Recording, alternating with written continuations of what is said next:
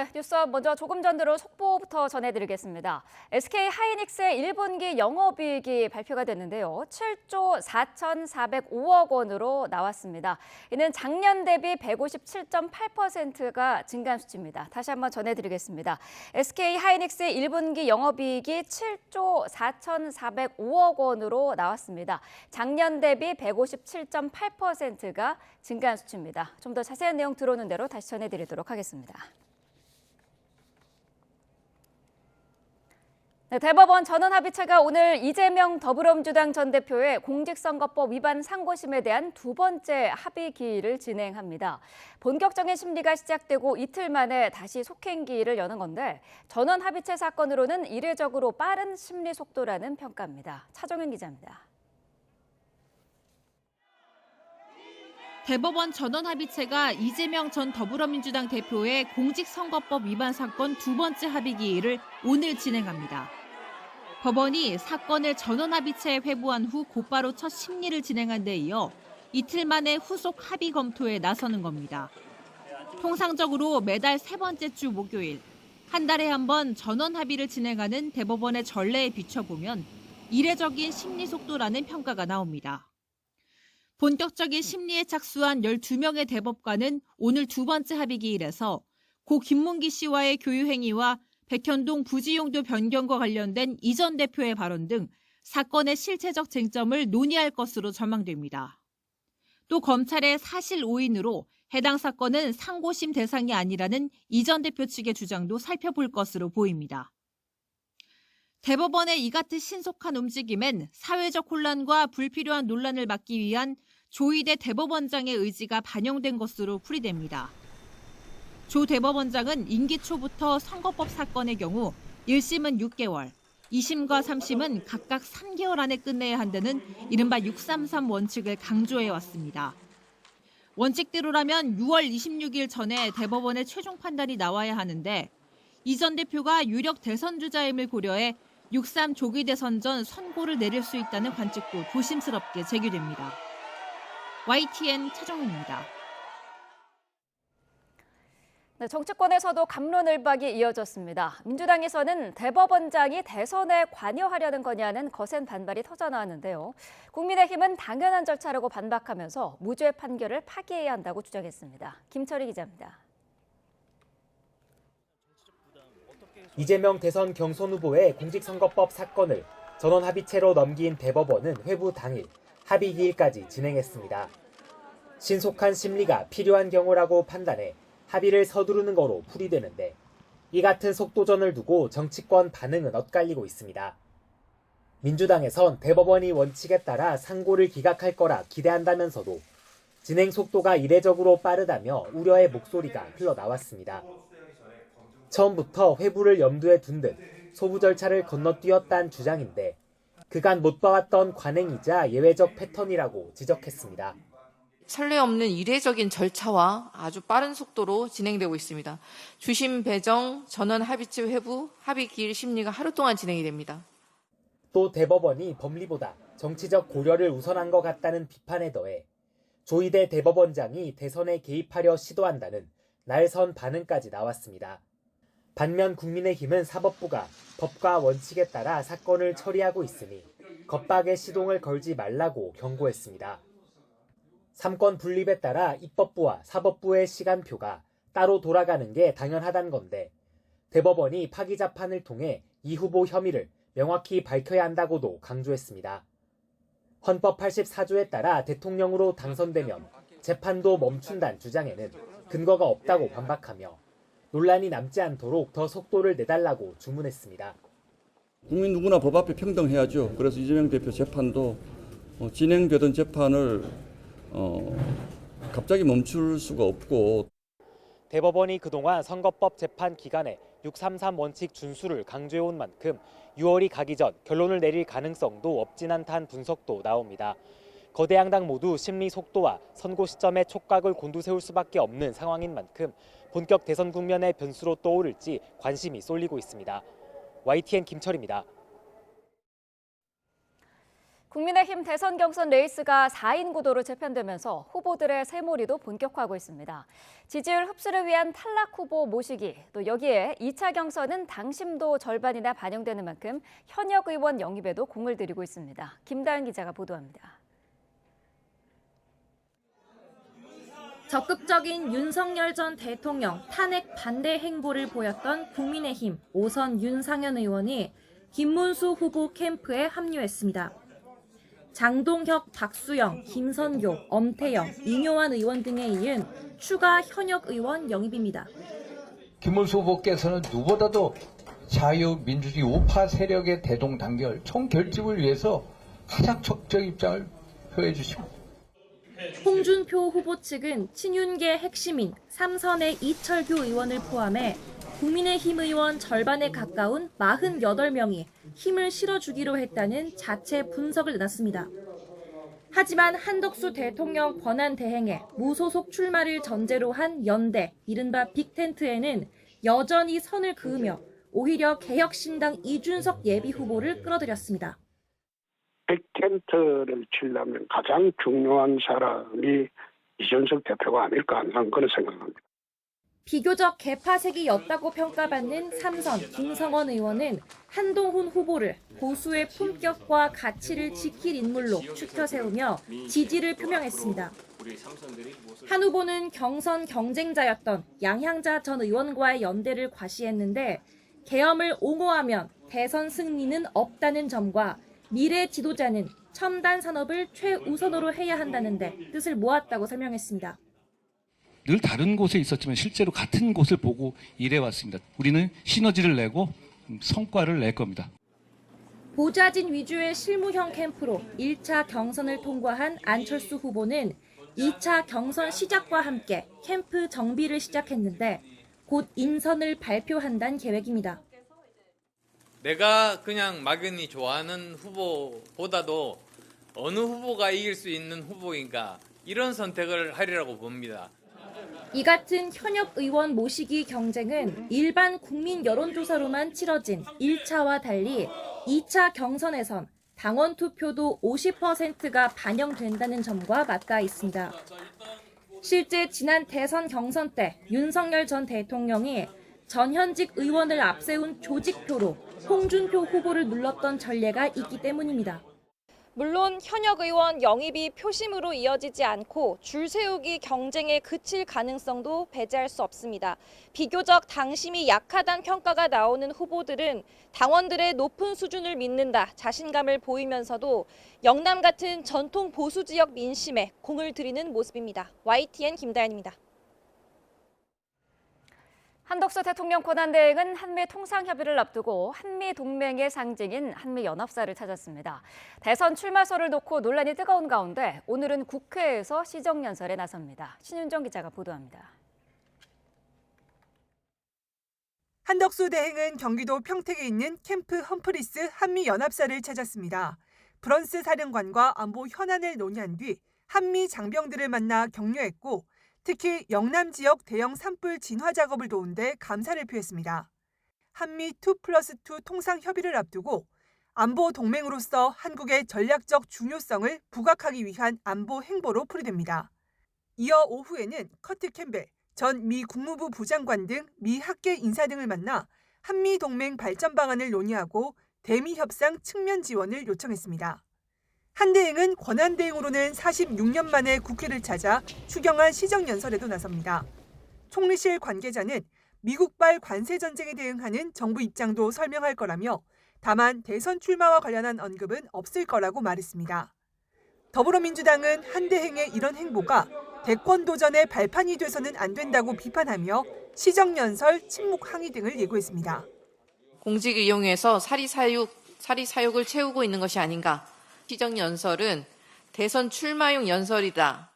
또 한덕수 단일 화론에 거품이 빠지고 있어 출마를 못할 거라며 설령 출마하더라도 국민의 심판을 받을 것이라고 총 공세를 폈습니다. 완전히 망가지고 망신하기 전에 꿈 깨고 본연의 임무에 전념하길 바랍니다. 반면 한 대행의 대선 출마를 요구하는 정치권 안팎의 목소리도 계속됐습니다.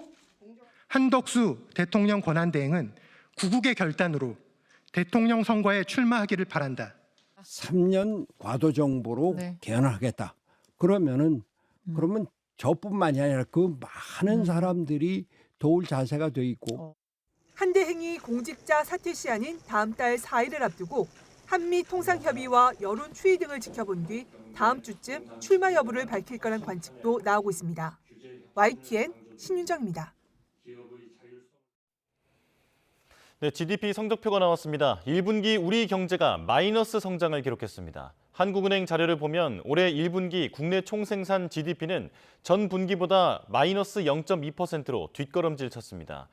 이 같은 수치는 지난 2월 한은이 전망한 0.2%보다 0.4%포인트나 낮습니다. 이로써 지난 2022년 4분기 마이너스 0.5% 이후 가장 낮은 성장률을 기록했습니다. 구체적으로 보면 민간 소비가 0.1% 줄었고 건설 투자는 무려 3.2%, 설비 투자도 2.1%나 급감하며 전체 성장률을 끌어내렸습니다. 내수 부진이 심화하면서 성장 기여도도 마이너스 0.6%포인트로 전분기 마이너스 0.2%포인트보다 나빠졌습니다. 수출은 화학제품과 기계 등을 중심으로 1.1% 줄었지만 수입이 2%로 더 크게 줄면서 순수출 기여도는 0.3%포인트로 지난 분기와 같았습니다. 트럼프 관세 문제를 논의하기 위한 한미 간 2+2 통상협의가 오늘 밤 미국에서 열립니다. 방위비 문제는 협상 의제가 아니라는 우리 정부의 입장과 달리 미국 협상 대표는 통상과 방위비 문제는 별개가 아니라고 거듭 강조했습니다. 워싱턴 권중기 특파원입니다. 최상목 경제부총리에 이어 워싱턴에 도착한 안덕근 산업장관은 한미 간 통상협의의 목적은 관세 철폐라고 말했습니다. 특히 자동차에 매겨진 25% 품목 관세 해결을 급선무로 꼽았습니다. 얼마 전에 우리 현대자동차 같은 경우에는 와서 그 대규모 투자 계획도 발표한 것들이 있고 해서 저희가 그런 부분 적극적으로 협의를 해서 저희가 원만하게 문제를 풀 수 있는 100개 이상 나라와 협상하며 속전속결 의지를 보이는 미국 흐름에 끌려가지 않겠다는 뜻도 명확히 밝혔습니다. 최근 관세 문제에서 한 발 물러서는 듯한 미국 기류에는 예상했던 바라고 답했습니다. 저희가 예상한 바고 저희가 그동안 준비해온 걸 가지고 미국 측과 협의를 해서 말씀드린 것처럼 앞으로 협의를 할 수 있는 이 플랫폼과 그런 틀을 이번에 갖춰 나갈 계획입니다. 지난주 일본 협상 때처럼 트럼프 대통령 면담이 잡히진 않았다고 밝힌 안 장관은 방위비는 의제가 아니란 점을 분명히 했습니다. 하지만 미국 측 협상 대표인 베센트 재무장관은 통상과 방위비 문제를 떼놓고 볼 수 없다고 밝혔습니다. If the United States continues offering security guarantees and open markets, then our allies must step up with stronger commitments to shared defense. 한국, 일본 등 동맹국들과 관세와 방위비 문제 등을 한꺼번에 논의하겠다는 트럼프의 이른바 원스톱 쇼핑 발언을 뒷받침하는 논리로 풀이됩니다. 한미 경제통상장관이 2대2로 마주앉는 협의를 앞두고 나온 발언이란 점에서 미국이 협상장에서 이 방위비를 불쑥 꺼낼 가능성도 배제할 수 없을 것으로 보입니다. 워싱턴에서 YTN 권준기입니다. 네, 속보가 들어왔습니다. 서울 지하철 5호선 하남 검단산역에서 상일동역으로 양방향이 지금 전철이 운행이 중지됐습니다. 7시 20분쯤부터 선로 전원기에 신호장애가 발생해서 현재 지금 운행이 멈춰 있는 상태인데 운행 재개 시점은 미정이라고 합니다. 자, 다시 한번 전해드리겠습니다. 서울 지하철 5호선 하남 검단산역에서 상일동역 방향으로 양방향 현재 운행이 중지되어 있는 상황입니다. 7시 20분쯤부터 선로 전원기에 신호장애가 발생해서 운행 재개 시점이 미정인 상황입니다. 출근길에 나서신 분들은 이 내용 참고하셔야 될 것 같습니다. 도널드 트럼프 미국 대통령은 조만간 중국에 대한 관세율을 재조정할 가능성을 시사했습니다. 트럼프 대통령은 백악관에서 행정명령에 서명한 뒤 기자들의 질문에 2-3주 안에 관세율을 정하게 될 거라며 그 대상에 중국도 포함될 수도 있다고 말했습니다.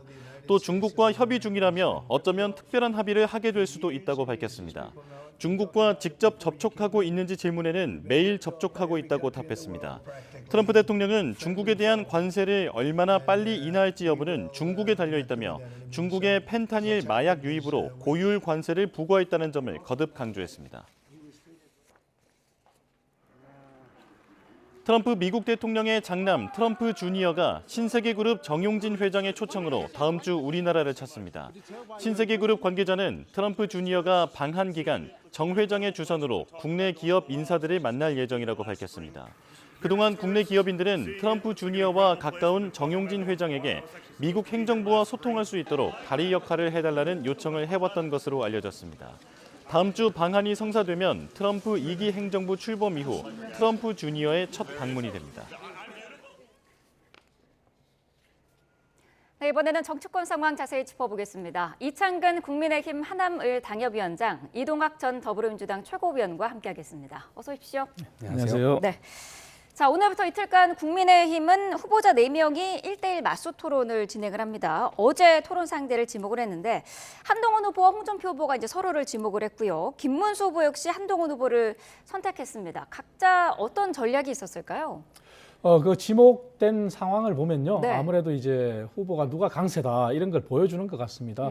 결국 한동훈 후보가 이제 오세훈 서울시장이 불출마 선언 이후에 네. 가장 수혜를 입었다 이런 평가가 있지 않습니까? 그래서 급격히 부상하고 있고 그리고 홍준표, 김문수 후보도 나름 이제 3강 중에 2명에 들어가 있는 상황이고 네. 그러다 보니 이제 후보 대진표가 현재의 후보들 간에 누가 강세인지 그걸 여실히 보여주는 것 같고요.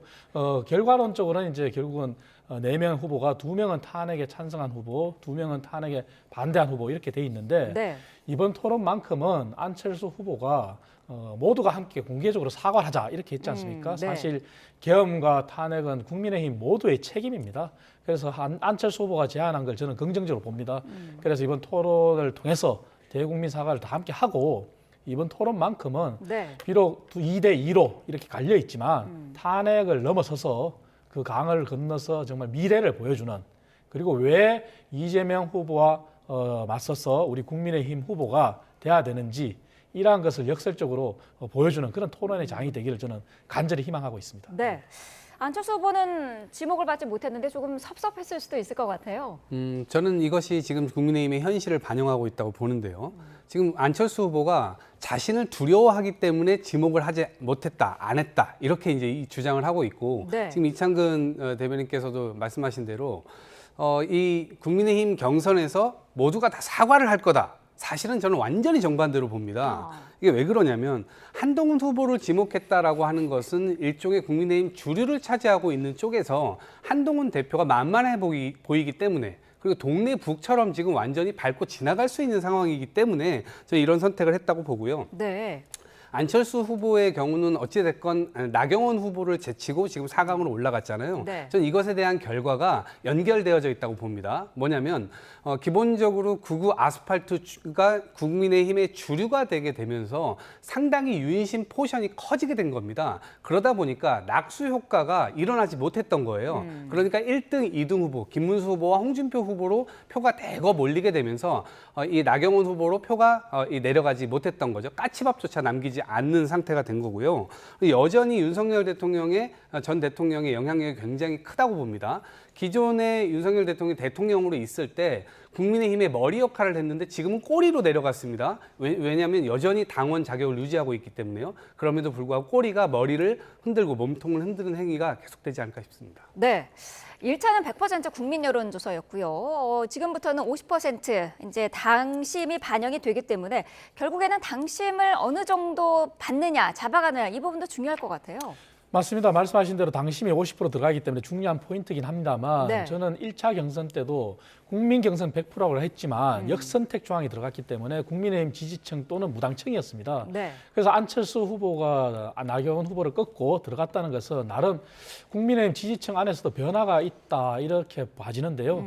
당심도 그렇게 봐질 거라 봅니다. 왜냐하면은 결국은 대선 본선이잖아요. 네. 그리고 본선 경쟁력이 누가 있느냐, 그리고 한덕수 권한대행도 이제 등판하느냐 안 하느냐 이런 문제가 나온 상황에서 정말 우리가 이재명 후보를 꺾고 미래를 보여주고 본선에서 경쟁력을 차지할 수 있을 때 누구를 내세우는 게 좋겠느냐 이런 전략적 판단의 기로에 서 있다고 저는 보고 있습니다. 그래서 네. 당심도 지금 변화의 기로에 서 있는 상황에서 결코 당심 50%라는 게 무조건 이렇게 당을 지지를 받는 후보가 된다 이렇게 봐줄 수는 없어요. 그래서 네. 그 변화가 있다는 것은 어느 후보한테도 지지가 갈 수가 있다. 그리고 나머지 국민 50%가 굉장히 중요합니다.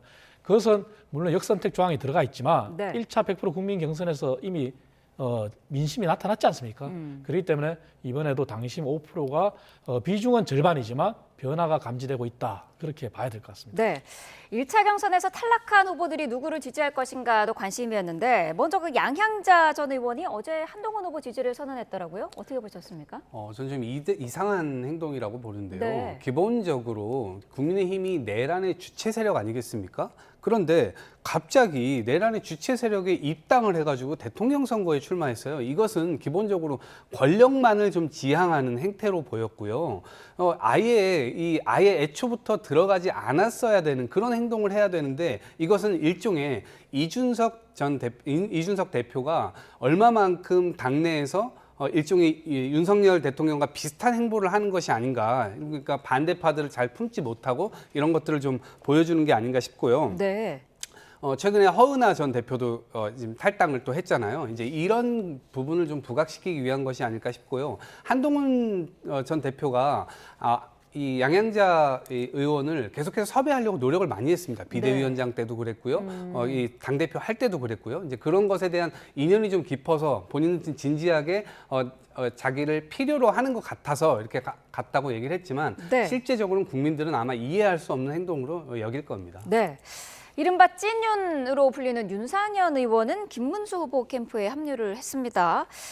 윤 의원은 사실 한덕수 대행의 출마를 권유하는 것으로 알려지기도 했는데 이후에는 빅텐트 구성이 좀 역할을 하지 않을까 이런 그 전망도 나오더라고요.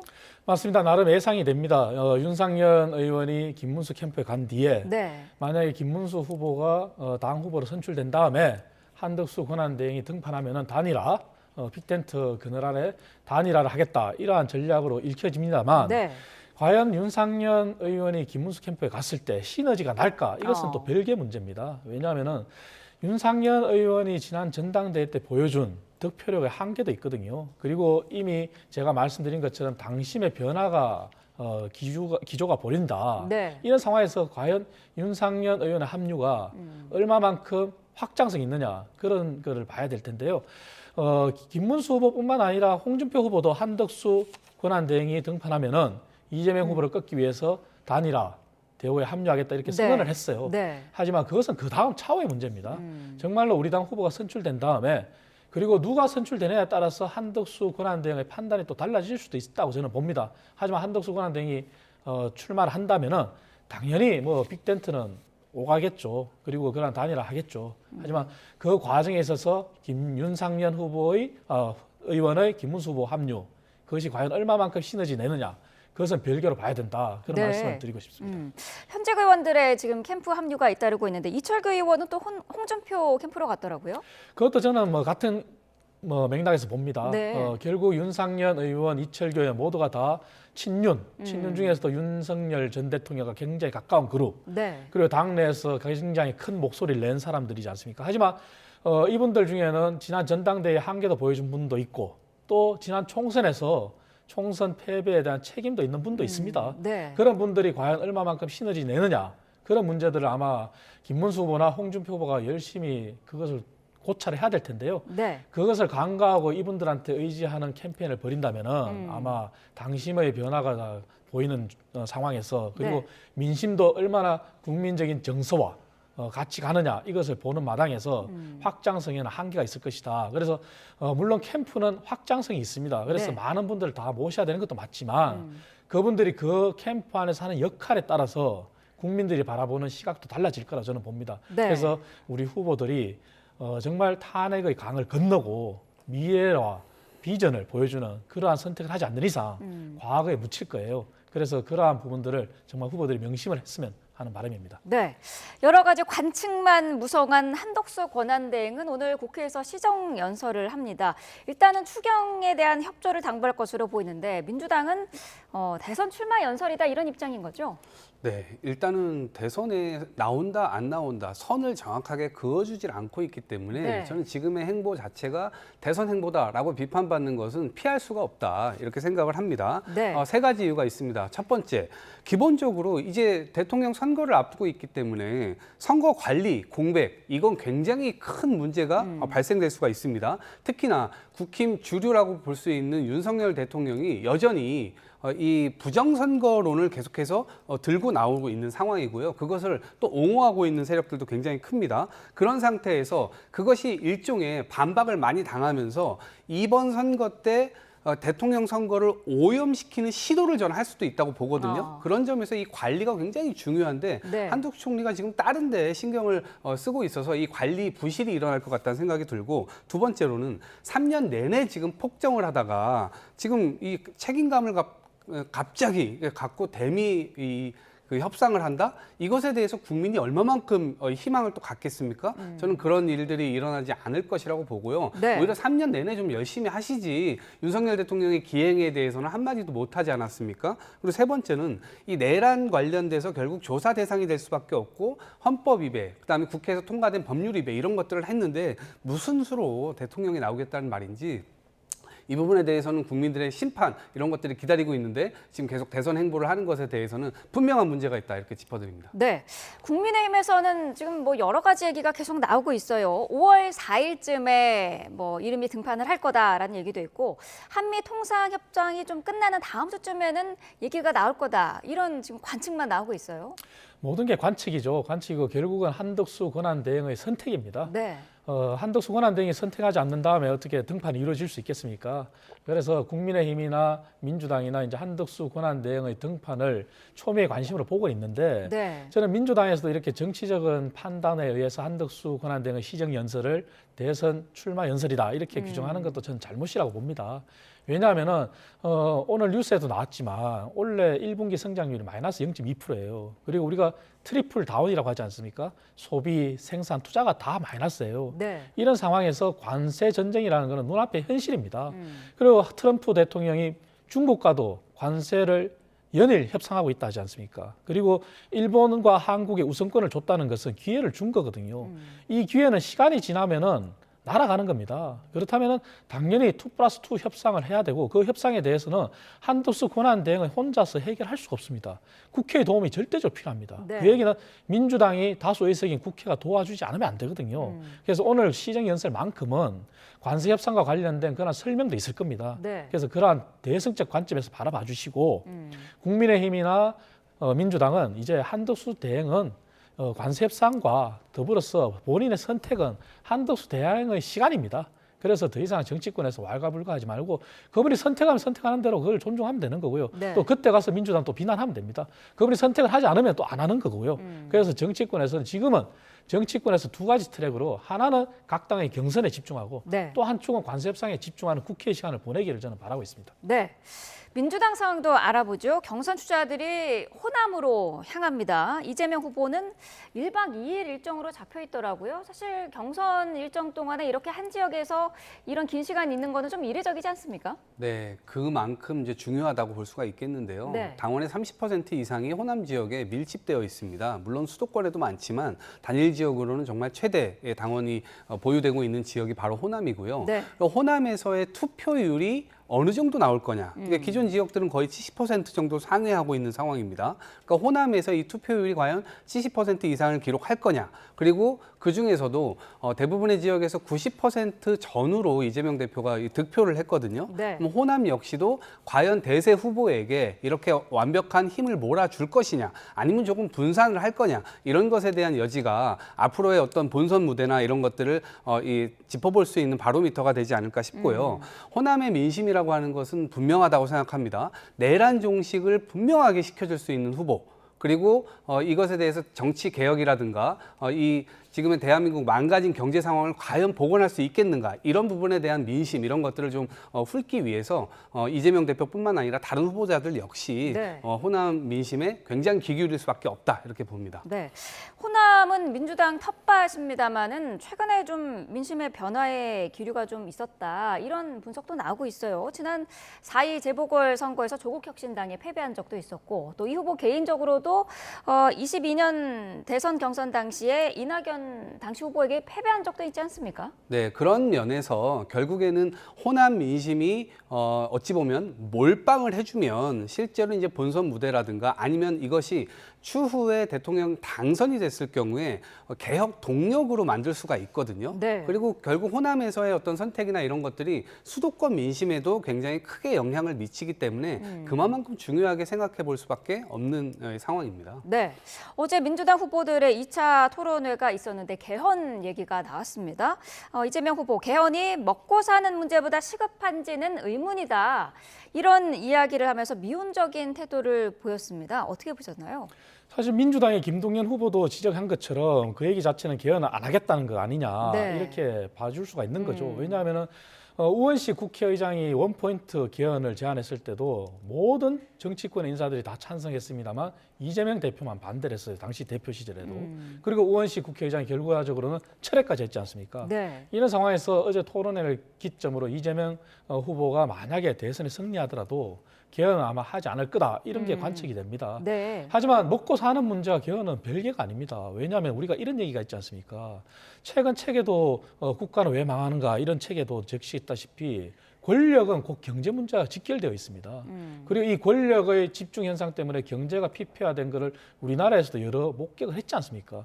그리고 이 권력의 잘못된 활용으로 인해서 결국 이번 사태도 발생했고 이 사태 때문에 얼마나 큰 사회적 비용이 발생했습니까? 이게 다 경제와 직결되는 겁니다. 그래서 최종적으로 마이너스 성장까지 왔지 않습니까? 네. 그렇다면은 정말 잘못된 권력 구조는 개편해야 되는 게 맞습니다. 맞고 이것을 본인도 지난번에 얘기했을 때 시간을 가지고 하겠다고 했지 않습니까? 한데 이번에 또 먹고 사는 문제가 우선이기 때문에 안 하겠다 이러면 안 됩니다. 그래서 투 트랙을 하든 아니면 원 트랙을 한꺼번에 하든 정말 대선 이후에는 네. 이제 시기가 없습니다. 그래서 대선 이후에는 바로 권력구조 개편과 그리고 지방의회 그리고 국회 모두를 다 포함해서 네. 어떻게 하면은 경제를 일으킬 수 있는 방향으로 그렇게 논의를 해야 됩니다. 지방 분권도 지방 경제와 직결되어 있는 거거든요. 그래서 이재명 후보가 대선에 성큼 다가갔다고는 하지만 이 개헌만큼은 먹고 사는 문제가 아닌 게 아니라 정말 네. 경제와 직결되어 있다.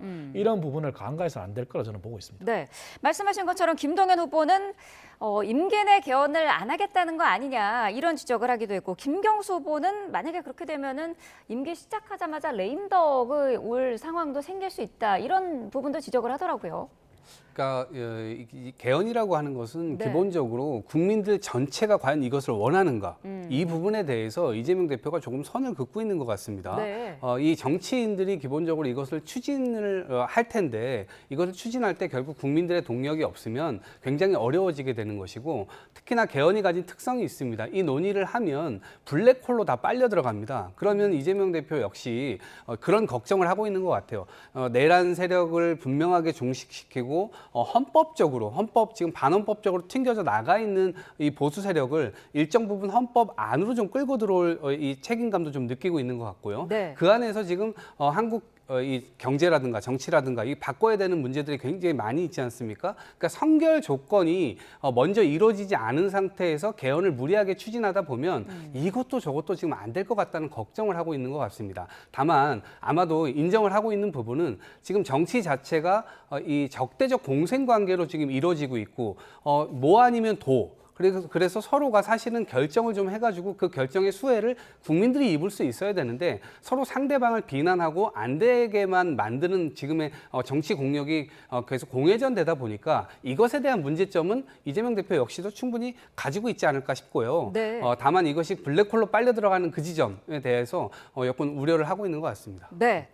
민주당에서 신경 쓰이는 부분이 한 가지 지금 또 생긴 게 이재명 후보의 선거법 사건인데 이게 지금 대법이 속도를 내고 있습니다. 있습니다. 이틀 만인 오늘 또 심리를 하는데 대선 전에 결론이 나는 거 아니냐 이런 관측도 가능하거든요. 상당히 지금 이례적으로 속도전을 벌이고 있거든요. 네. 그러니까 소부라고 하는 곳인데 이 대법관 네 분이서 보통 판단을 하는데 이것을 전원 합의체로 빠르게 넘겼어요. 네. 그리고 바로 심리를 했습니다. 그리고 또 24일에 심리 기일을 또 정했습니다. 네. 대단히 이례적인 일이고요. 사실은 이런 일이 거의 단 한 번도 없었습니다. 그러다 보니까 민주당에서 우려를 하는 것이 지난번에 지귀현 판사의 경우도 이게 체포적 부심을 그 날짜에 기일을 넣고 그다음에 날짜로 계산해야 되는 것을 시간으로 계산해가지고 또 넣어주고 이러다 보니까 윤석열 대통령이 결과적으로는 거의 탈옥 비슷하게 됐단 말입니다. 이 부분에 대한 비판 의식이 있는 것인데 혹시라도 또 대법원이 이런 것을 정치적으로 해결해서 하려고 하는 거 아니냐 이러한 의혹을 갖고 있는 것이고요. 네. 허위 사실 유포라고 하는 것은 기본적으로 헌법 소원도 많이 걸었습니다. 그런 점에서 이것을 그냥 지금 2심에서 무죄가 나왔기 때문에 네. 명확한 판례로 정리하려고 하는 거 아니냐라는 이제 또 반론도 있습니다만 네. 우려되는 지점들이 분명히 있다는 말씀드립니다. 이재명 전 대표가 대선 후보이기 때문에 이 사회적 파급 효과를 감안을 하면 대선 전에 결론을 내려야 한다 이런 지적도 많은 게 사실이거든요.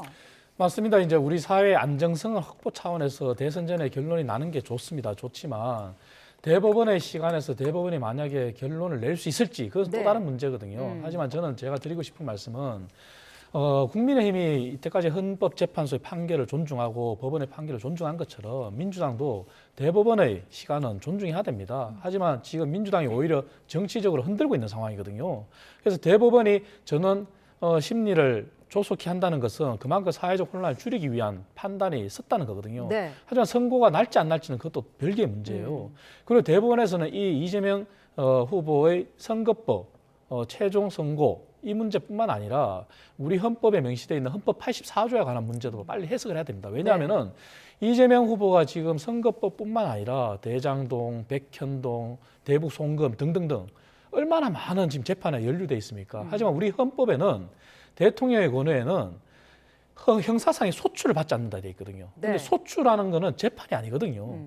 재판에 대한 규정이 없어요. 네. 그래서 그러한 부분들도 아마 사회적 혼란이 엄청나게 올 거거든요. 그래서 민주당은 이재명 후보를 대통령 만들고 싶은 마음은 이해하지만 대법원의 시간에 대법원은 진짜 존중해야 됩니다. 그리고 대법원도 얼마나 고충이 있었으면 사회적 혼란을 줄이기 위해서 이러한 선택을 했겠습니까? 그래서 선고가 날지 안 날지는 대법원의 판단이지만 네. 우리 모두 겸허한 자세로 각 당의 경선 일정 때 치르면 됩니다. 그리고 대법원의 판단은 존중하고 기다리면 됩니다. 예. 네, 알겠습니다. 자, 여기까지 듣겠습니다. 이창근 국민의힘 하남을 당협위원장, 이동학 전 더불어민주당 최고위원과 함께했습니다. 고맙습니다. 맞습니다.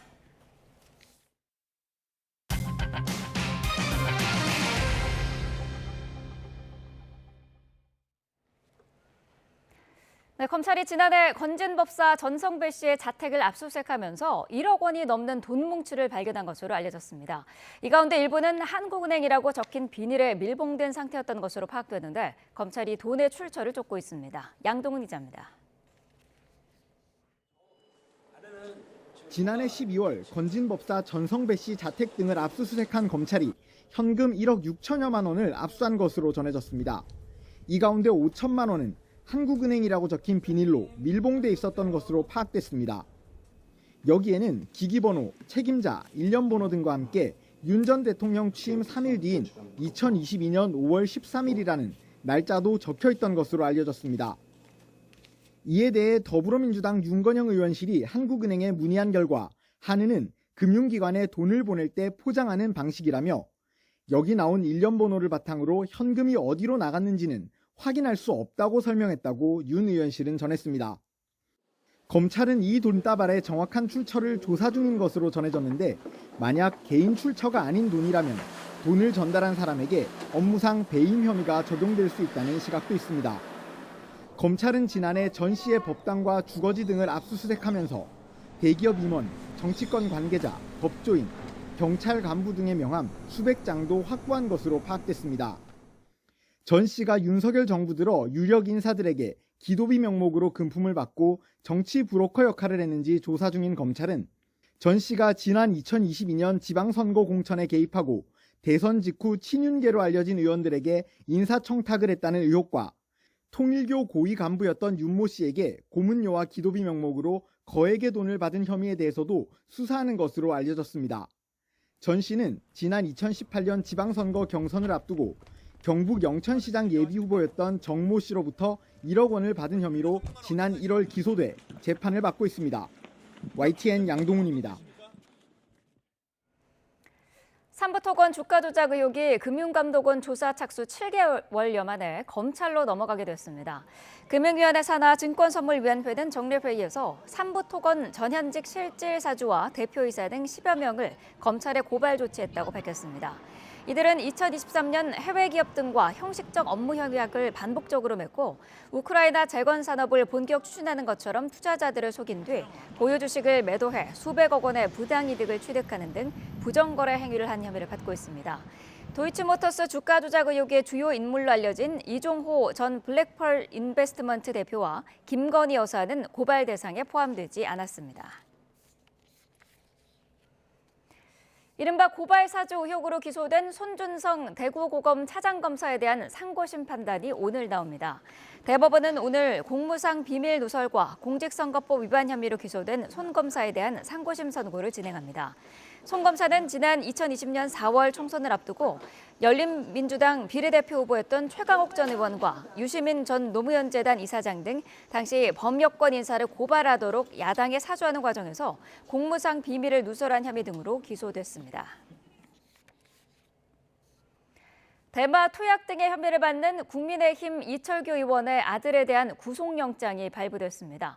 YTN 취재 결과 이 의원의 며느리 역시 대마 양성 반응이 나온 것으로 확인됐습니다. 정현우 기자입니다. 회색 옷을 입은 남성이 법원에서 나옵니다. 대마 투약과 수수 등 혐의로 경찰 조사를 받아온 국민의힘 이철규 의원의 아들 A씨가 구속영장 실질심사를 받았습니다. A씨는 투약 혐의를 인정하느냐는 취재진에게 가볍게 고개만 숙이고 아무 답도 하지 않았습니다. 대마 양성 반응 나왔는데 투약 혐의 인정하세요? 아내도 공범으로 조사받는 중인데 어떤 입장이세요? 법원은 A씨에 대한 구속영장을 발부했습니다. A씨는 지난해 10월 서울 서초구 주택가에서 이른바 던지기 수법으로 화단에 묻어둔 액상 대마를 찾으려다 미수에 그친 혐의를 받고 있습니다. 현장에 타고 갔던 렌터카엔 아내와 다른 동승자도 있었던 것으로 조사됐습니다. 당시 수상한 사람이 화단에 있다는 신고를 받고 출동한 경찰은 현장에서 10ml 크기 통에 담긴 액상 대마를 확보해 추적 끝에 A씨 일행과 이들에게 마약을 판매하려 한 공급체까지 검거했습니다. 이후 경찰은 국과수 감정 결과 A씨 모발에서 대마 양성 반응이 나왔다고 밝혔습니다. 그런데 YTN 취재 결과 A씨뿐 아니라 아내인 B씨도 대마 양성 반응이 나온 것으로 확인됐습니다. 경찰은 국과수 정밀검사에서 B씨와 동승자, 마약 공급책도 A씨와 마찬가지로 대마 양성 반응이 나왔다고 밝혔습니다. 경찰은 이들 가운데 B씨만 구속영장을 신청하지 않았는데 혐의가 미약하다고 판단했기 때문이라고 설명했습니다. 경찰은 국과수 감정 결과를 바탕으로 A씨 등이 마약을 입수한 경로와 여죄 유무, 공범이 있는지 등을 수사해 검찰에 송치할 방침입니다. YTN 정윤우입니다. 코로나19 확산 초기에 집합금지 명령을 어기고 현장 예배에 참석한 혐의로 기소된 김문수 국민의힘 대선 예비후보에 대한 상고심 판단도 오늘 나옵니다.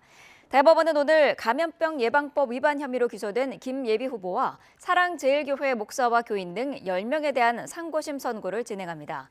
이들은 서울시가 집합금지 명령을 내린 지난 2020년 3월부터 4월까지 구속 상태였던 전광훈 목사의 석방을 촉구하며 서너 차례 현장 예배를 강행하거나 참석한 혐의로 기소됐습니다.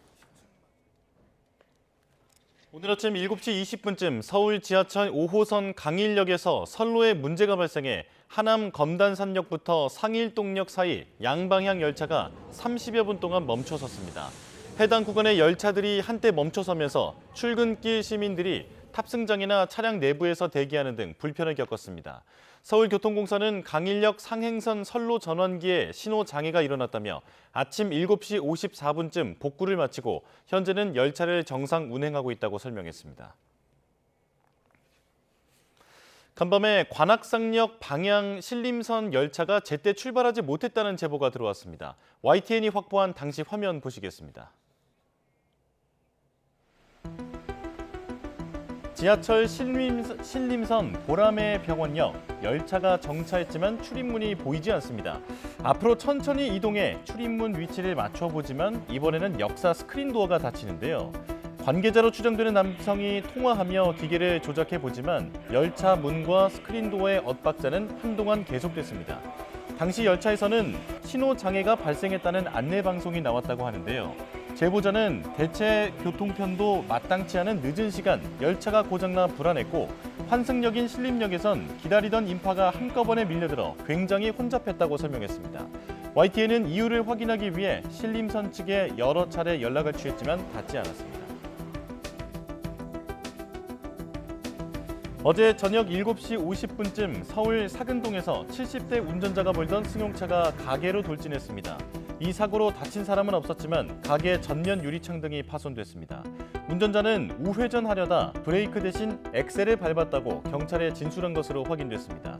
경찰은 운전자가 음주 상태는 아니었다고 밝혔습니다. 인천 연수경찰서는 무인 점포에서 상습 절도를 한 혐의로 30대 남성 A씨를 검찰에 구속 송치했습니다. A씨는 지난달 24일부터 지난 4일까지 인천광역시 연수동에 있는 무인 점포 한 곳에서 11차례에 걸쳐 과자 등 모두 10만 원 상당의 물건을 훔친 혐의를 받고 있습니다. A씨는 결제 단말기에 신용카드를 댔다가 결제를 취소하거나 반대 방향으로 꽂고 카드 대신 신분증을 넣는 등 결제하는 척을 한 것으로 드러났습니다. 소방관들에게 불량 장화가 납품됐다는 의혹을 어제 YTN이 단독으로 보도해드렸는데요. 조달청 공무원이 문제의 장화 제조업체 접대를 받은 정황도 추가 확인됐습니다. 소방청은 해당 장화가 전국에 얼마나 공급됐는지 현황 조사에 나섰습니다. 차상은 기자의 단독 보도입니다.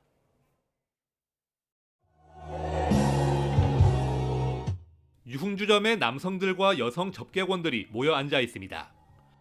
불량 방화 장화 납품 의혹을 받는 업체가 지난 2018년 4월 경기 안산시에서 마련한 자리입니다. 이 자리에는 조달청 공무원 2명이 있었습니다. 당시 만남에 참석한 해당 업체의 전 직원 백성옥 씨는 식당부터 유흥주점까지 200만 원 넘는 회사 돈을 써 두 사람을 접대했다고 말했습니다. 사실이라면 청탁금지법 위반에 해당합니다. 납품에 이러이러한 건이 있다고 저희도 말씀을 드렸어요. 드렸는데도 별 반응을 안 하시더라고요. 반품을 받든가 아니면 위약금을 물든가 그렇게 하게끔 그런 위치에 계신 분인데 그런 거 전혀 제재 없이 저희는 입찰의 최저 입찰가도 알려주시고. 자리에 있었던 조달청 직원 A씨는 아는 사람을 소개해주는 개인적인 자리였다며 해당 업체에 특혜를 준 사실은 없다고 해명했습니다. 또 피의자 신분으로 경찰 조사를 받았지만 무혐의 처분을 받았다고 말했습니다. 앞서 부산경찰청은 업체 전 직원 백 씨가 접수한 사건을 수사했지만 구체적인 증거를 확보하지 못하고 종결 처리한 거로 파악됐습니다. 최근 경찰은 백 씨를 다시 불러 조사하면서 수사를 재개한 거로 알려졌습니다. 백 씨는 수사에 협조하고 혐의가 있다면 자신도 처벌받겠다는 입장입니다. 아들한테 창피하기 싫어갖고 이거를 알려야 되겠다고 생각을 첫 번째 하고 두 번째 수사기관에다가 알려도 별다른 소식이 없어서 제가 말씀드리게 됐어요. YTN이 보도한 불량 장화 납품 의혹에 대해 소방청은 전국 소방본부를 대상으로 해당 제품 구매 현황 파악에 들어갔습니다. 또 수사 결과에 따라 손해배상 청구 등 추가 조치를 계획하고 있다고 알려왔습니다. YTN 차상입니다. 차 안에서 흉기를 들고 경찰관과 대치하던 살인범이 단 7초 만에 경찰 특공대에 제압돼 검거되는 영상이 공개됐습니다. 사건 사고 소식 권준수 기자가 보도합니다. 컴컴한 새벽 주차장에 흰색 승용차 한 대가 서 있습니다. 살인 혐의를 받는 50대 남성 A씨가 차량 안에서 4시간째 흉기를 들고 경찰과 대치 중입니다. 경찰관 한 명이 차량 근처로 다가가 유심히 안을 지켜보고 신호를 내리자 보호장구를 착용한 특공대원들이 유리를 깨면서 덮칩니다.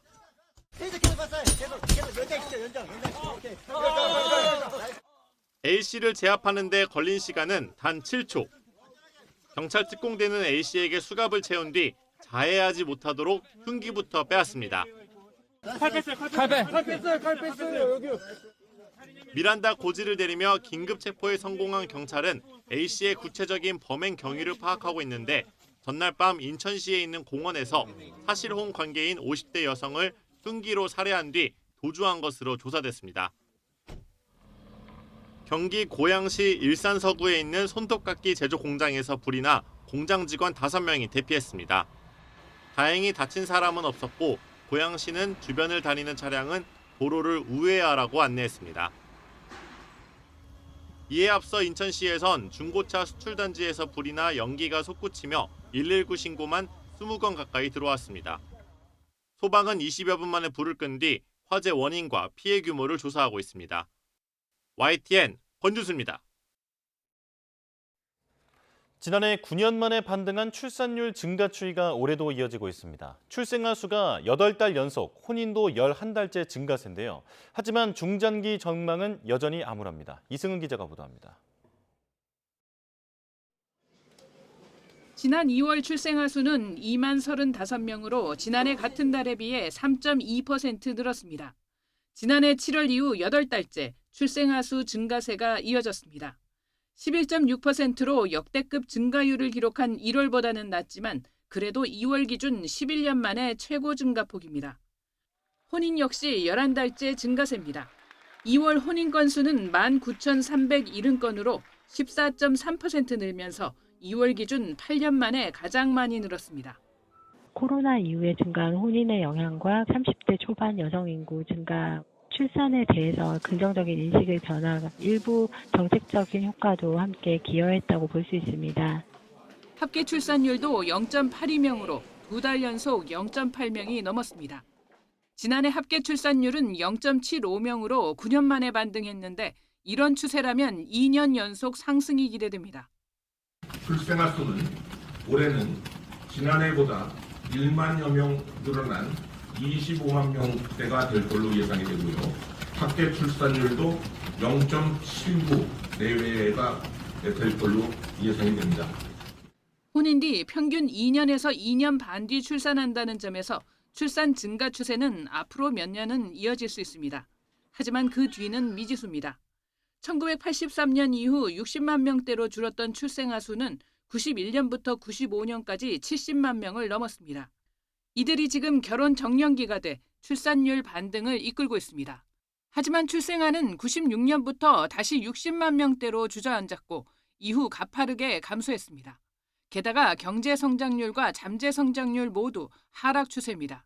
출산율이 0.79명이 된다고 해도 여전히 부부가 아이 한 명도 안 낳는다는 뜻입니다.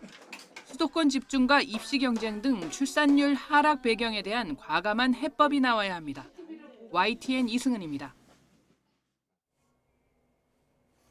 예상만 무성했던 5월의 황금 연휴 무산될 가능성이 짙어졌습니다. 근로자의 날과 어린이날 연휴 사이에 낀 5월 2일을 임시 공휴일로 지정하는 방안을 정부가 검토하지 않는 것으로 알려졌는데요.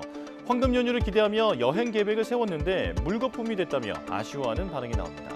지난 1월과 달리 이번엔 왜 임시 공휴일로 지정하지 않는 걸까요? 임시 공휴일은 주로 내수 진작을 목적으로 정부가 지정하는데요. 그러려면 국무회의 심의를 먼저 거쳐야 합니다.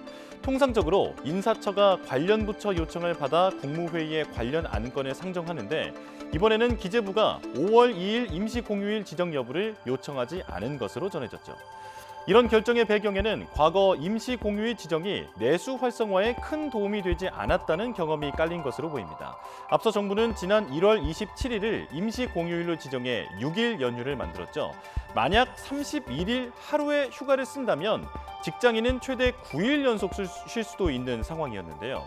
막상 지정하고 나자 내수 진작은커녕 해외여행만 급증했습니다. 올해 1월 해외로 출국한 여행객은 작년보다 7.3%, 2023년보다는 66.8%나 많았죠. 반대로 국내 소비는 위축됐는데 임시 공휴일이 포함된 1월 27일에서 31일의 신용카드 이용 금액은 그 전주에 비해 약 34% 급감했습니다. 애초 대선일인 6월 3일을 임시 공휴일로 지정한 만큼 5월 2일까지 지정하는 건 부담스러울 거라는 전망도 많았습니다. 이렇게 휴일이 늘면 기업 입장에서는 업무 공백이 발생하고 만약 직원들을 출근시키면 휴일 수당을 더 줘야 해서 부담이 크죠. 노동자 역시 누구는 쉬고 누구는 일하는 소외감을 느낄 수 있는데 의무적으로 휴무하는 공무원과 달리 일반 기업의 경우 소속 회사 규칙에 따라 휴무 여부가 달라지기 때문입니다. 또 사장님들, 즉 자영업자들은 애초에 해당 사항이 없어서 허탈하다는 반응이 나옵니다. 전문가들은 단순히 연휴를 늘린다고 해서 내수가 살아나는 건 아니라며 임시 공휴일 지정은 신중하게 결정해야 한다고 조언합니다. 5월 2일 임시 공휴일 지정, 아직 가능성은 남아있지만 이런저런 이유로 사실상 6일간의 황금 연휴는 실현되기 어려워 보입니다. 4월 24일 뉴스업 주요 일정 정리합니다. 이른바 고발사주 의혹으로 기소된 손준성 대구고검 차장검사에 대한 상고심 판단이 나옵니다. 손 검사장은 지난 2020년 총선을 앞두고 당시 범여권 인사를 고발하도록 야당에 사주하는 과정에서 공무상 비밀을 누설한 혐의 등으로 기소됐습니다. 코로나19 확산 초기 집합금지 명령에도 현장 예배에 참석한 혐의로 기소된 김문수 국민의힘 대선 예비후보에 대한 상고심 판단도 나옵니다. 김 전 장관과 사랑제일교회 교인들은 방역당국의 집합금지 명령에도 4차례 모여 대면 예배를 한 혐의로 재판에 넘겨졌습니다. 국민의힘의 대선 경선 2라운드에 진출한 후보자 4명이 1대1 맞수 토론 일정에 돌입합니다. 오후 4시부터 김문수 후보가 자신이 지목한 한동훈 후보와 맞붙고 오후 5시 반부터는 안철수 후보가 김문수 후보와 90분간 토론을 진행합니다. 최상목 부총리와 안덕근 산업부 장관이 미국 재무부 장관, 무역대표부 대표와 통상협의에 나섭니다. 미국 무역적자 외에 각종 비관세 장벽 해소를 의제로 꺼낼 가능성이 있어 정부는 8개 범부처 실무단을 꾸려 협의를 지원합니다. 뉴스업 주요 일정이었습니다.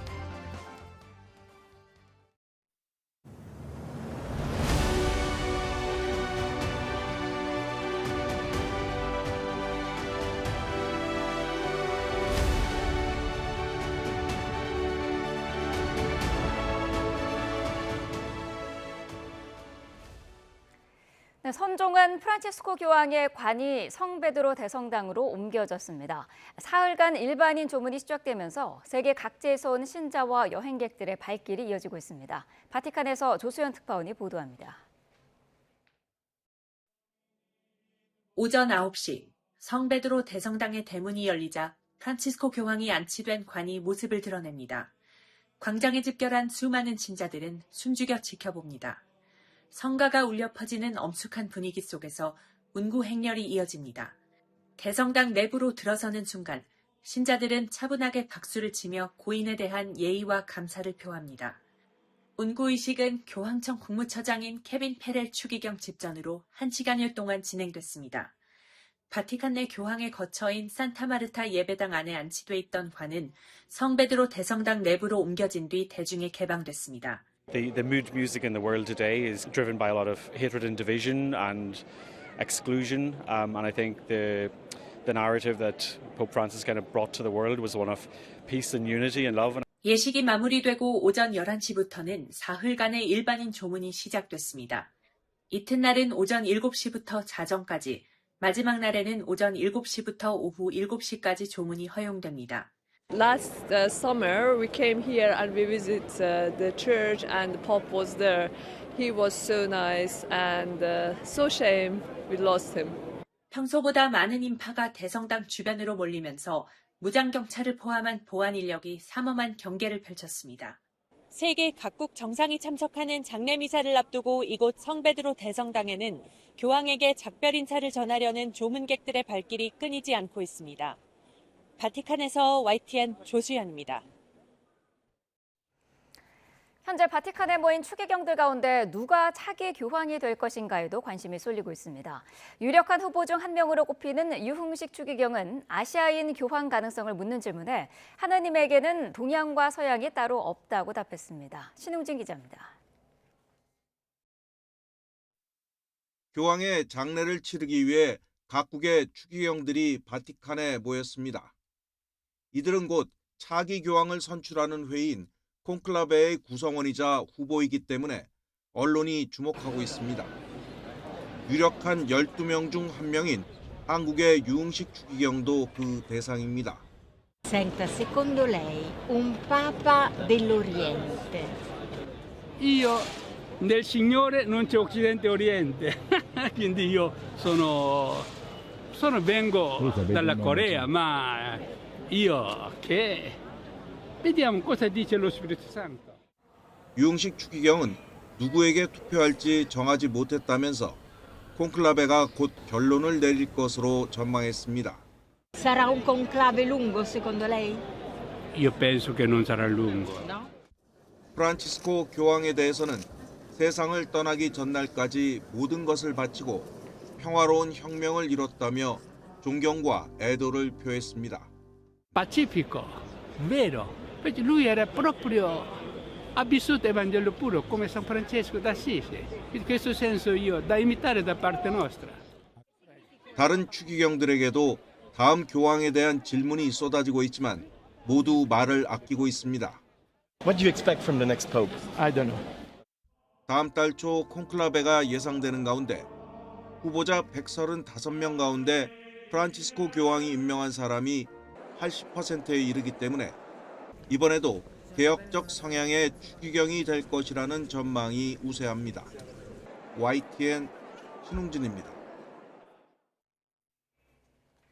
오늘의 대선 키워드 살펴보겠습니다. 첫 번째 키워드는 1등입니다. 마고른 국민의힘 2차 경선 모두 4명이 진출했는데 성적은 공개되지 않았죠. 그런데도 서로 내가 1등이라는 주장을 쏟아내고 있습니다. 온갖 설과 받은 글들이 난무하자 지도부가 시중에 떠도는 설은 모두 사실이 아니라고 선을 긋기도 했습니다. 당연히 1등을 한 것이고요. 예.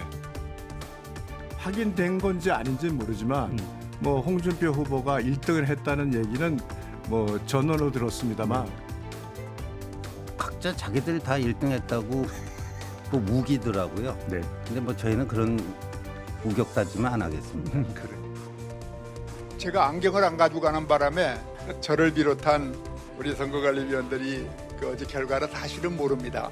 그래서 시중에 나오는 뭐 여러 가지 지금 믿거나 말거나 하는 것들이 다 공식적인 내용이 아니라는 것을. 어찌됐든 경선 열기는 달아오르는 분위기인데요. 그러면서 후보들 간에 뼈있는 농담도 오고 갔습니다. 들어보시죠. 저분이 저런 분이었나 하는 생각을 할 정도로 좋은 말씀 많이 해주셔서 그래도 근데 누가 그러더라고요. 그럴 때 긴장해야 된다고. 장난꾸러기겠죠. 안철수 후보가 내 지명해 줬으면 참 좋겠다 생각했는데. 왜 그렇게 생각하시는지. 만만하니까. 제가 할 말을 먼저 하셔가지고 제가 기회를 놓쳤습니다. 두 번째 키워드는 먹사니즘입니다. 일강 체제를 굳힌 더불어민주당 이재명 대선 경선 후보가 다른 주자들의 개헌 요구에 맞서 던진 말인데요.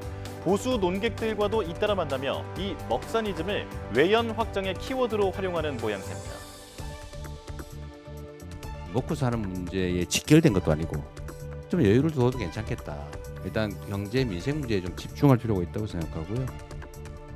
먹고 살기도 바쁜데 무슨 이념 타령 같은 거 할 형편도 아니고 우선 먹고 살고 봐야지요. 이렇게 이재명이라는 사람이 갖고 있는 고민이 꽤 평균적인 그 중앙선 가까이 와 있다는 것은 느낄 수 있어요. 다른 후보들은 개헌 필요성을 강조하며 견제구를 날렸습니다. 이 후보의 오른쪽을 향한 거침없는 독주에 불편한 기색을 드러내기도 했는데요. 특히 당을 생각한다면 이번 경선을 장기적 관점에서 봐야 한다는 목소리가 나왔습니다. 저 민주당이 저렇게 건강하고 또 나중에 한 팀이 되는 모습 보여주고 그런 것이 이 정권 교체에 아주 압도적으로 하는 데 있어서 큰 도움이 되리라고 생각을 하기 때문에 이번에 종자 씨앗까지 한꺼번에 싹 다 틀어먹으면 다음에 농사는 어떻게 짓겠습니까? 다음 농사를 위해서 씨앗 종자는 남겨두는 그런 현명한 농부의 마음으로 마지막 키워드는 경우의 수입니다. 대법원이 이재명 민주당 경선 후보의 선거법 사건 심리에 속도를 내면서 결과에 따른 여러 가지 예측이 쏟아져 나온 건데요. 이번 대선의 막판 변수로 떠오르면서 정치권도 술렁이는 분위기입니다. 선례 없는 이례적인 절차와 아주 빠른 속도로 진행되고 있습니다. 주심 배정, 전원 합의체 회부, 합의 기일 심리가 하루 동안 진행이 됩니다. 국민 누구나 법 앞에 평등해야죠. 그래서 이재명 대표 재판도 진행되던 재판을 갑자기 멈출 수가 없고 또 그렇다면 대법원이 내릴 수 있는 경우의 수는 어떤 게 있을까요? 이 내용은 이경국 기자가 전해드립니다. 대법원 앞에 놓인 시나리오는 크게 세 가지입니다. 먼저 대선 전 선고가 나올 경우를 따져볼 수 있습니다. 전원합의체가 2심 선고에 문제가 없다고 판단한다면 상고는 기각됩니다. 이 경우 무죄가 확정되고 이재명 전 대표는 문제없이 대선을 치를 수 있습니다. 반면 2심 선고에 법리 오해 등 문제가 있다고 본다면 대법원은 2심 판결을 깨고 유죄 취지로 사건을 서울 고등법원으로 돌려보내게 됩니다. 파기환송 재판 진행에 시일이 걸리는 만큼 대선 출마엔 문제가 없을 가능성이 크지만 거센 정치적 비판이 예상됩니다. 대법원이 대선 전 사건을 매듭짓지 못한다면 상황은 복잡해집니다. 만약 이 전 대표가 당선돼 불소추 특권이 생길 경우 재판을 이어갈 수 있을지를 두고 논란이 존재하는 상황이기 때문입니다. 이 때문에 정치권 일각에서는 대법원이 파기 재판을 해야 한다는 주장도 나옵니다. 2심의 무죄 선고를 깨고 직접 형을 정해 선고하라는 건데 가능성이 매우 작다는 게 법조계의 중론입니다. 공소시효가 지났거나 중복 기소가 확인돼 면소 또는 공소 기각이 필요한 경우 등에만 제한적으로 이루어져 왔기 때문입니다. 나아가 파기환송이라는 절차를 두고 대법원이 형을 결정한다면 불필요한 정치적 오해를 불러일으킬 거라는 지적도 있습니다. YTN 이경국입니다.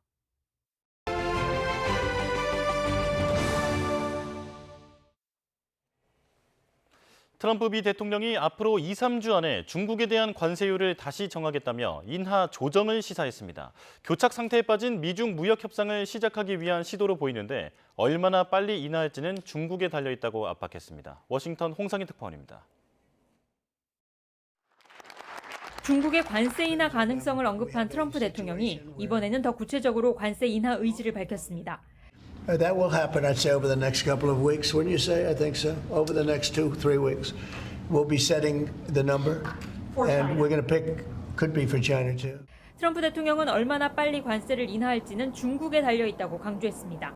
중국과의 무역 협상이 교착 상태에 빠지면서 증시가 급락하고 국내 여론도 악화하자 직접 돌파구 마련에 나선 겁니다.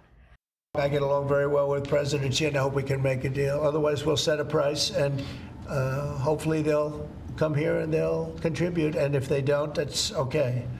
앞서 월스트리트 저널은 중국의 부과한 관세율이 품목에 따라 절반에서 65%까지 내려갈 가능성이 있다고 보도했습니다. 스콧 베센트 미 재무장관도 미국과 중국이 협상 전에 서로 부과한 높은 관세를 내릴 필요가 있다고 밝혔습니다. 또 중국이 수출 위주가 아닌 내수를 지원하는 쪽으로 경제 정책을 전환해야 한다고 강조하면서도 포괄적 합의를 의미하는 빅딜의 기회가 있다고 말했습니다. There is an opportunity for a big deal here.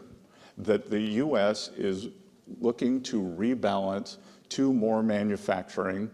중국에 145%의 관세를 부과한 트럼프 대통령이 연일 관세를 인하하겠다는 유화적 태도를 보이면서 미중 양국이 이르면 다음 달이나 6월에는 협상 테이블에 앉을 수 있다는 기대 섞인 전망도 나오고 있습니다.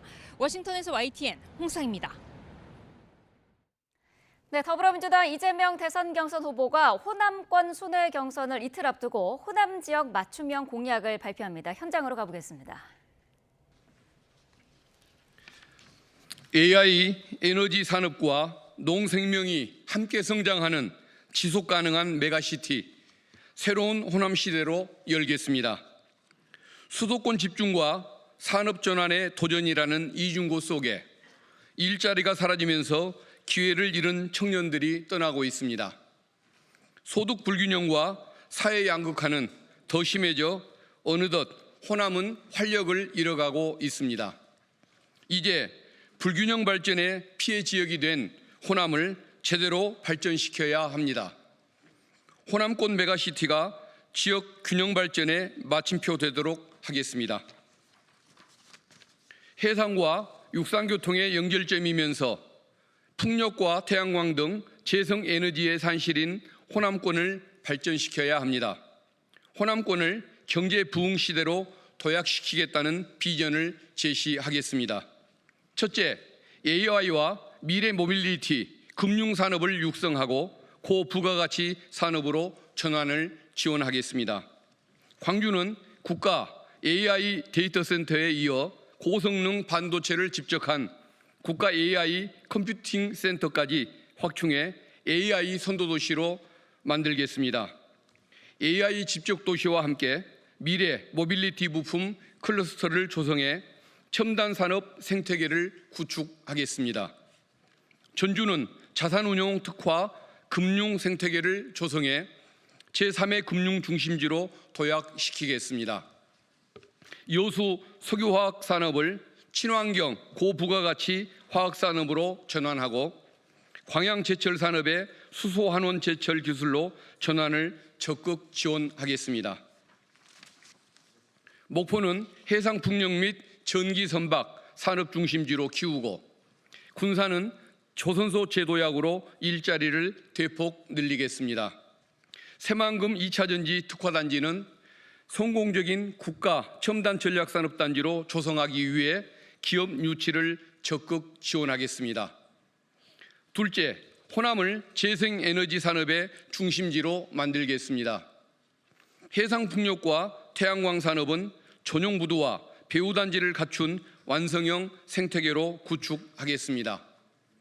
에너지 고속도로를 빠르게 구축해 주요 산업단지와 연결하고 광주와 새만금 등 전남 전북 일대에 RE100 산업단지를 조성하겠습니다. 해남은 재생에너지 기반의 세계 최대 AI 데이터 센터 구축을 지원하겠습니다. 나주는 한국전력과 한국에너지공대가 에너지 신산업 발전의 중심이 되도록 지원하겠습니다. 새만금, 부안, 신안, 고흥, 여수 일대의 태양광과 해상풍력 프로젝트는 주민과 함께 성장시키겠습니다.